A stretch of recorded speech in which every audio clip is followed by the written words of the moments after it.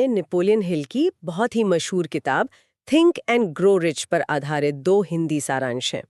लेकिन इसमें एक मजेदार बात है, ये कोई किताबी लेख नहीं है, बल्कि ये असल में यूट्यूब वीडियो के लिए लिखी गई स्क्रिप्ट्स हैं। और देखिए, इन स्क्रिप्ट्स का जो आधार है वो एक ऐसा सवाल है जिसके पीछे नेपोलियन हिल ने अपनी जिंदगी के 20 साल लगा दिए थे। उन्होंने हेनरी फोर्ड, थॉमस एडिसन जैसे 500 से ज्यादा कामयाब लोगों का इंटरव्यू लिया, सिर्फ ये जानने के लिए कि सफलता का कॉमन फॉर्मूला आखिर है क्या। हाँ बिल्कुल। पर आज हमारा सवाल थोड़ा अलग है। ये किताब लगभग 100 साल पुरानी है।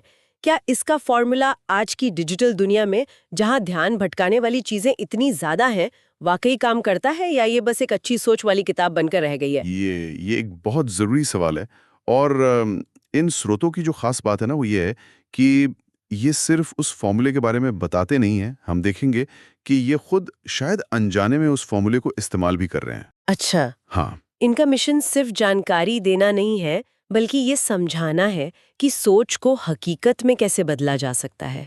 ये एक एक्शन प्लान है, सिर्फ फिलॉसफी नहीं। चलिए तो फिर इस एक्शन प्लान के पहले कदम से ही शुरू करते हैं। दोनों स्क्रिप्ट्स एक बात पर बहुत ज्यादा जोर देती हैं कि सफलता की शुरुआत किसी कमजोर ख्वाहिश से नहीं, बल्कि एक जलती हुई चाह, या जिसे कहते हैं बर्निंग डिजायर, उससे होती है। सुनने में तो ये दोनों शब्द एक जैसे लगते हैं, पर इनमें जमीन आसमान का फर्क है। बिल्कुल। एक स्क्रिप्ट इसे बहुत अच्छे से समझाती है। काश मैं अमीर बन जाऊं। हाँ, ये तो एक ख्वाहिश है। ये बस एक ख्वाहिश है, मतलब हवा में तीर चलाने जैसा है। लेकिन बर्निंग डिजायर एक लेजर फोकस्ड मिसाइल की तरह है। और दूसरी स्क्रिप्ट इस मिसाइल को लॉन्च करने के 6 ठोस कदम बताती है, जो किसी भी सपने को, आप कह सकते हैं, एक लक्ष्य में बदल सकते हैं। हाँ, वो 6 कदम बहुत दिलचस्प है। पहला, ठीक ठीक तय करें कि आपको कितना पैसा चाहिए। सिर्फ बहुत सारा नहीं, बल्कि एक निश्चित रकम, मान लीजिए 1 करोड़ रुपए। एक फिक्स्ड अमाउंट। हाँ, एक फिक्स्ड अमाउंट। दूसरा, सोचें कि इस 1 करोड़ के बदले आप देंगे क्या। अपना समय, अपना आइडिया, अपनी कोई स्किल, क्योंकि दुनिया में कुछ भी मुफ्त नहीं मिलता। सही बात है। और तीसरा कदम है एक तारीख तय करना, एक डेडलाइन, कि आप ये पैसा कब तक हासिल कर लेंगे। चौथा, वहां तक पहुंचने का एक ठोस प्लान बनाना, चाहे वो कितना भी कच्चा क्यों ना हो। शुरुआत के लिए। हाँ, शुरुआत के लिए। पांचवा, ये सब कुछ, यानी रकम, बदले में आप क्या देंगे, तारीख और प्लान, एक कागज पर साफ साफ लिखना। और छठा कदम, जो शायद सबसे अजीब लगता है सुनने में, लेकिन सबसे जरूरी है। हाँ, सबसे जरूरी, इस लिखे हुए बयान को दिन में 2 बार, सुबह उठते ही और रात को सोने से पहले, जोर से पढ़ना। ईमानदारी से कहूं तो ये छठा कदम सुनने में थोड़ा क्या कहते हैं, जादू टोने जैसा लगता है कि रोज सुबह शाम पढ़ने से क्या होगा। हाँ, पहली बार में तो यही लगता है, लेकिन अगर गहराई से सोचें तो ये एक तरह का कमिटमेंट है। ये सिर्फ सोचना नहीं है। जब आप अपने लक्ष्य को कागज पर उतारते हैं और फिर अपनी ही आवाज में सुनते हैं, तो आप उसे अपने दिमाग के हर हिस्से में बिठा रहे होते हैं। आपने बिल्कुल सही पॉइंट पकड़ा। ये कोई जादू नहीं है, ये साइकोलॉजी है। ये आपके अवचेतन मन को, मतलब सबकॉन्शियस माइंड को प्रोग्राम करने का तरीका है। जैसे एक स्क्रिप्ट में यूपीएससी के छात्र का उदाहरण दिया है। हाँ, अगर वो बस ये सोचेगा कि देखते हैं क्या होता है, तो नतीजा भी देखते हैं वाला ही होगा।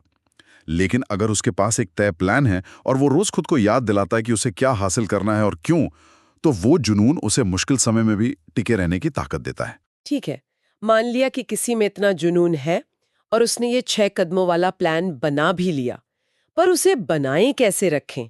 क्योंकि शुरुआती जोश तो अक्सर कुछ हफ्तों में ही ठंडा पड़ जाता है। यहीं पर शायद दिमाग को प्रोग्राम करने का विचार आता है। एकदम सही सवाल। और इसका जवाब दोनों स्रोत, विश्वास यानी फेथ और आत्म सुझाव, मतलब ऑटो सजेशन में देते हैं। इसका मतलब है खुद पर और अपने प्लान पर तब भी यकीन करना जब दुनिया में कोई और ना करे। एक स्क्रिप्ट में धीरू भाई अंबानी का उदाहरण है। जब उन्होंने शुरुआत की, उनके पास पैसा नहीं था, सिर्फ एक बड़ा सपना था। हाँ, सिर्फ एक बड़ा सपना और अटूट विश्वास। और उसी विश्वास ने उन्हें एक छोटे से कमरे से रिलायंस जैसा साम्राज्य खड़ा करने की हिम्मत दी। लेकिन ये विश्वास आता कहाँ से है, खासकर तब जब आपको लगातार असफलता मिल रही हो? क्या ये सिर्फ खुद को दिलासा देना नहीं है? ये एक बहुत बड़ा सवाल है, और यहीं पर आत्म सुझाव काम आता है।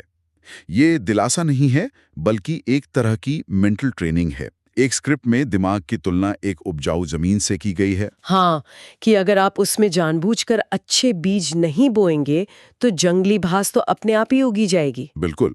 और दूसरे में इसे मोबाइल सॉफ्टवेयर जैसा बताया गया है, जिसे हमें खुद अपनी ज़रूरतों के हिसाब से प्रोग्राम करना होता है। मतलब हमें अपने दिमाग का कंट्रोल अपने हाथ में लेना होगा। हाँ, और स्क्रिप्ट्स इसे करने का प्रैक्टिकल तरीका भी बताती हैं।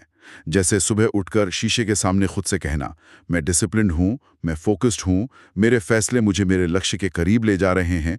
बार बार दोहराने से ये बातें हमारे अवचेतन मन, सबकॉन्शियस माइंड में बैठ जाती हैं। और जैसा एक स्रोत कहता है, हमारा अवचेतन मन वो फैक्ट्री है जो हमारे विचारों को हकीकत में बदलती है। सही बात है। अगर आप फैक्ट्री में खराब कच्चा माल डालेंगे तो प्रोडक्ट भी खराब ही निकलेगा। तो ये सिर्फ पॉजिटिव थिंकिंग नहीं है कि सब अच्छा होगा।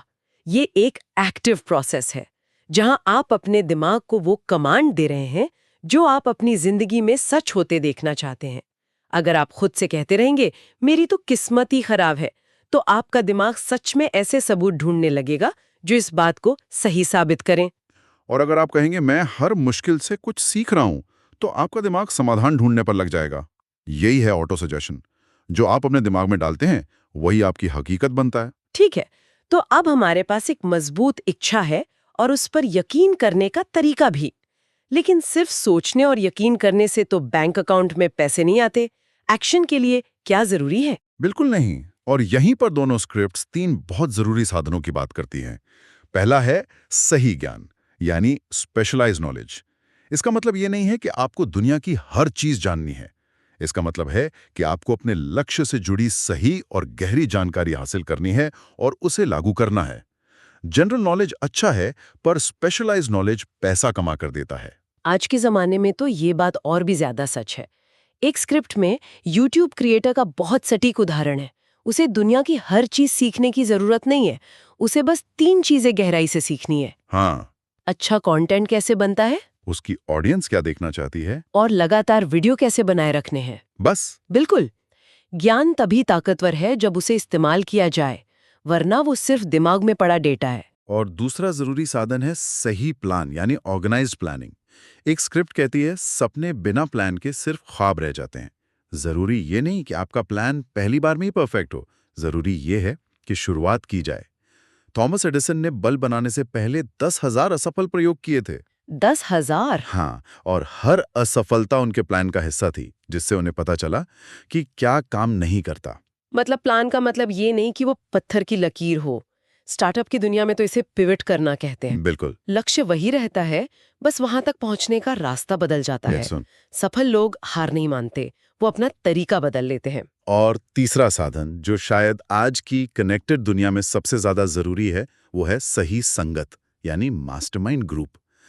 कोई भी अकेले महान नहीं बनता। लेकिन मास्टरमाइंड का मतलब सिर्फ कामयाब लोगों के साथ घूमना फिरना तो नहीं है, जैसा अक्सर लोग समझ लेते हैं। एक स्रोत कहता है आप जिन 5 लोगों के साथ रहते हैं आप वैसे ही बन जाते हैं। पर क्या ये सिर्फ आसपास रहने के बारे में है, या इसमें एक साझा मकसद की भावना ज्यादा जरूरी है? आपने इसकी सबसे जरूरी नब्ज पकड़ी है। एक असली मास्टरमाइंड ग्रुप सिर्फ एक सोशल सर्कल नहीं है। ये ऐसे लोगों का समूह है जिनका एक साझा लक्ष्य होता है और जो एक दूसरे की मदद करते हैं, एक दूसरे को जवाबदेह रखते हैं। अच्छा। और आज के दौर में ये जरूरी नहीं कि वो लोग आपके शहर में ही हों। आप पॉडकास्ट सुनकर, अच्छी किताबें पढ़कर और ऑनलाइन मेंटोर्स या कम्युनिटी से जुड़कर भी एक वर्चुअल मास्टरमाइंड ग्रुप बना सकते हैं। मुद्दा अपने आप को सही विचारों और सही एनर्जी से घेरने का है। अगर आप 5 शिकायत करने वालों के साथ बैठेंगी तो छठी आप होंगी, और अगर 5 समाधान ढूंढने वालों के साथ तो छठी आप। ये आपके माहौल को आपके लक्ष्य के हिसाब से ढालने जैसा है। पर प्लान चाहे कितना भी अच्छा हो और संगत कितनी भी अच्छी हो, असफलता तो मिलती ही है, और ज्यादातर लोग वहीं पर टूट जाते हैं। इसीलिए दृढ़ता यानी परसिस्टेंस को शायद इस किताब का सबसे जरूरी गुण बताया गया है। एक स्क्रिप्ट में सोने से 3 फीट दूर 3 फीट फ्रॉम गोल्ड की मशहूर कहानी है। एक आदमी सोने की खदान की खुदाई करता है, बहुत मेहनत करता है, पर जब उसे सोना नहीं मिलता तो वो थक हार कर अपनी मशीनें कबाड़ी के भाव बेच देता है। और जिसे वो मशीनें बेचता है वो थोड़ा होशियार होता है। वो एक इंजीनियर को बुलाता है जो बताता है कि सोने की नस सिर्फ 3 फीट और नीचे है। वो आदमी सिर्फ 3 फीट और खोदता है और उसे लाखों डॉलर का सोना मिल जाता है। कहानी बताती है कि ज्यादातर लोग सफलता के दरवाजे से बस 3 फीट पहले ही हार मान लेते हैं। स्रोत के मुताबिक असफलता कोई अंत नहीं है, ये सिर्फ एक परीक्षा है, ये देखने के लिए कि आप अपने लक्ष्य को लेकर कितने सीरियस हैं। दृढ़ता वो गुण है जो टैलेंट, किस्मत और कनेक्शन की कमी को भी पूरा कर सकता है। ये बस लगे रहने की जिद है। और जब कोई इतनी दृढ़ता के साथ लगातार सही दिशा में काम करता है, तो दोनों स्क्रिप्ट्स एक और दिलचस्प चीज का जिक्र करती हैं। छठी इंद्री यानी सिक्स्थ सेंस का सक्रिय हो जाना। ये क्या है? क्या ये कोई रहस्यमयी शक्ति है? इसे रहस्यमयी समझने की जरूरत नहीं है। जब आप अपने क्षेत्र में हजारों घंटे लगा देते हैं तो आपका अंतर्ज्ञान या कह लीजिए इंट्यूशन बहुत तेज हो जाता है। आपको अंदर से ये एहसास होने लगता है कि ये फैसला सही है या यहाँ कुछ गड़बड़ है। Gut feeling. हाँ, गट फीलिंग। ये कोई जादुई शक्ति नहीं, बल्कि आपके सालों के अनुभव और आपके अवधीतन मन का मिला-जुला नतीजा है, जो आपको सही वक्त पर सही सिग्नल देता है। बड़े-बड़े बिजनेसमैन और कलाकार अक्सर कहते हैं कि उन्होंने अपनी गट फीलिंग पर फैसला लिया। वो गट फीलिंग ही उनकी छठी इंद्री है।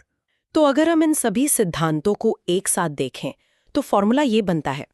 एक बहुत स्पष्ट और जुनून से भरा लक्ष्य तय करो, उस पर अटूट विश्वास रखो और रोजाना आत्म सुझाव से उसे मजबूत करो।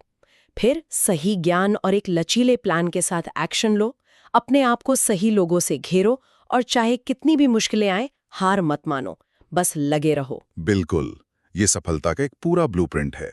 लेकिन जैसा मैंने शुरू में कहा था, इन स्रोतों में एक और परत है जो इन सब बातों को और भी दिलचस्प बना देती है।